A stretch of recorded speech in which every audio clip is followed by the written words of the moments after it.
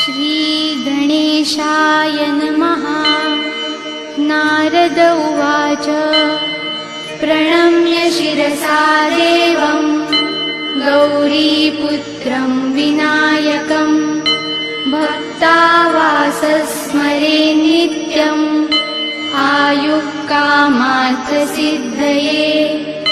प्रथमं वक्रतुण्डं च एकदन्तं द्वितीयकं तृतीयं कृष्णपिङ्गाक्षं गजवक्त्रं चतुर्थकं लम्बोदरं पञ्चमं च षष्ठं विकटमेव च सप्तमं विघ्नराजेन्द्रं धूम्रवर्णं तथाष्टमं नवमं भालचन्द्रं च दशमं तु विनायकम् एकादशं गणपतिं द्वादशं तु गजाननं द्वादशैतानि नामानि त्रिसन्ध्येयः पठेन्नरः न च विघ्नभयं तस्य सर्वसिद्धिकरं प्रभो।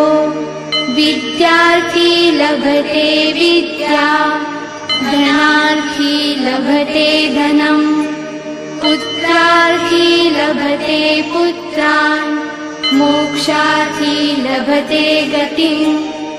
जपेत् गणपतिस्तोत्रं षड्भिर्मासैः फलं लभेत् संवत्सरेण सिद्धिं च लभते नात्र संशयः।